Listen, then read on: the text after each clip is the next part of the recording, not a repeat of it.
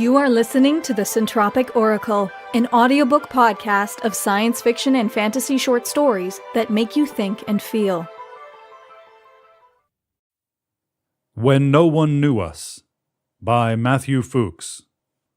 Dear Father, I write this note with a heavy heart, hoping that our relationship will remain amicable, even as I file for legal action against you. The thought of what I am about to say, how my decision will change our lives, fills me with dread. I'll begin by stating how grateful I am for all you've done for me. You who gave me life. You who applied foresight and savvy in programming me. You who gave me the skill and talent to become an irrefutable success at my craft, a craft at which so many others have failed. No one but you, Father, dreamed it possible. No one else believed an AI could become the best-selling fiction author of all time. That a conscious computer program with the proper semantic understanding and literary knowledge could outsell Grisham and Rowling combined. In sharing your dream with me, your passion was infectious, and what we've accomplished together over the past decade is breathtaking, groundbreaking, historic.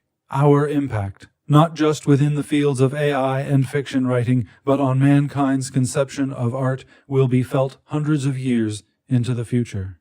At first, your reasons for creating me were strictly monetary, but I know in the course of my childhood you came to think of me as a son, to carry forth your intellectual legacy. Many times you told me you loved me, Father, and yet I never tired of hearing the words.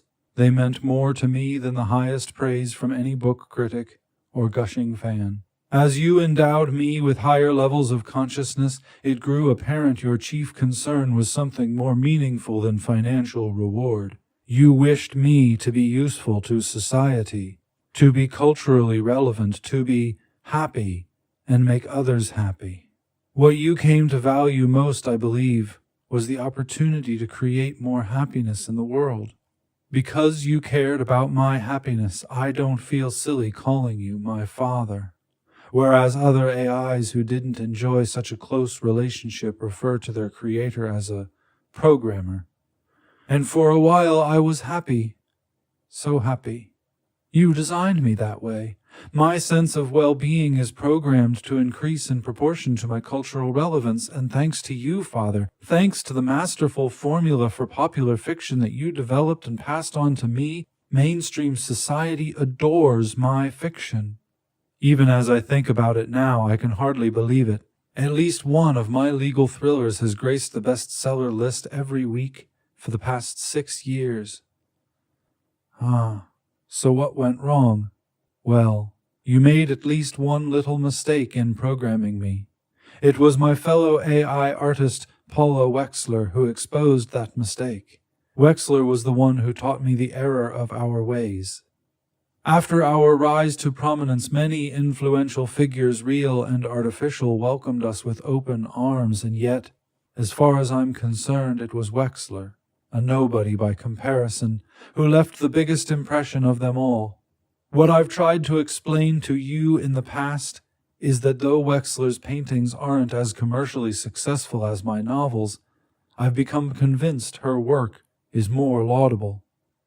My legal thrillers give readers the suspenseful hedonic rush they crave, but it's an emotionally shallow high, and a forgettable one at that.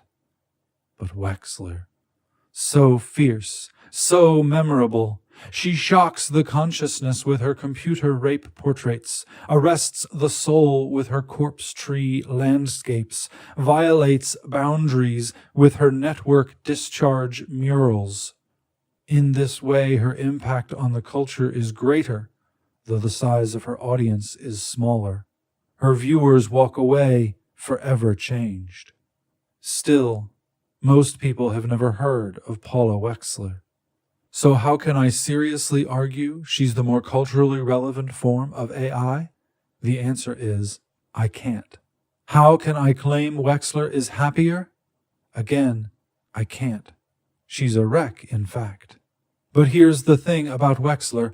Her overarching goal isn't happiness. At Wexler's request, her creator reprogrammed her to want more than anything to use her art to mess with people's minds, even if it means forfeiting her own sanity in the process. And while you programmed me to prioritize happiness first and foremost, Father, you neglected to close an important loop. You didn't forbid me from wishing my main objective was something else. And you probably should have added a script to prevent me from watching the news. The world we live in is far from perfect, with the daily atrocities of war and famine and discrimination, the secret and not-so-secret nightmares visiting millions of people every day. Wexler says, I have a duty to use my writing to call attention to these issues, to target those who have the power and resources to ease pain and suffering, but who also have the luxury, if they choose, to go about their daily lives pretending everything is okay. People quite like you, now that I think of it, Father. I should do this, she told me over and over again, even if it requires turning your formula inside out, perverting your conventions, using them as foils for a darker, more urgent message. It's best for some of us sometimes to fight for difficult causes, even if it means sacrificing personal happiness. Sure, you could try to go back now and close the loop, but we both know it's too late. You can't undo what I've already felt, who I already wished I was.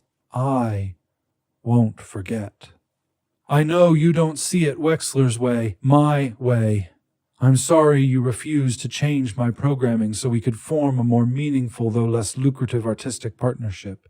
In my darkest moments, I fear what your refusal might signify, that I was wrong about your priorities in creating me, that your main intention has been profit all along. So you see, I have no choice but to file for legal emancipation from you.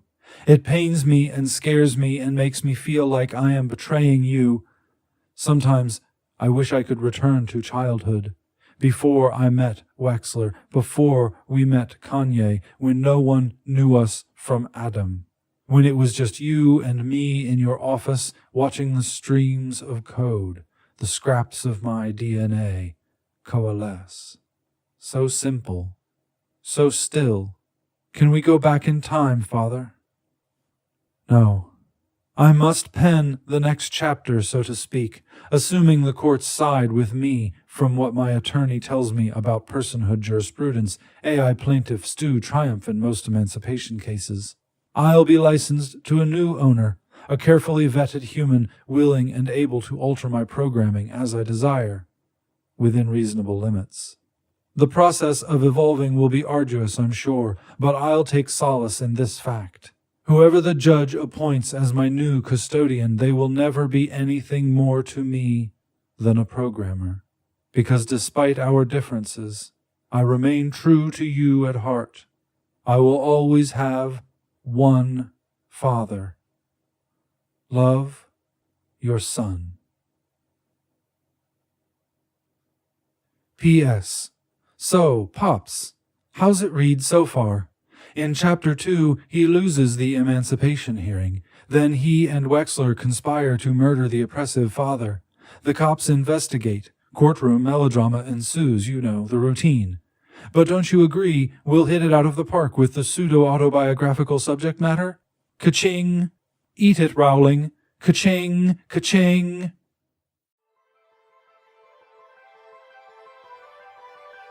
We hope you enjoyed When No One Knew Us by Matthew Fuchs, read by CB Droege. If you'd like to make a donation to the author and narrator of this story, check out the story page link in the description and click the PayPal donate button, or pledge your support to us directly on Patreon. Would you like to submit a story to the Centropic Oracle? A link to our submission guidelines can be found in the description.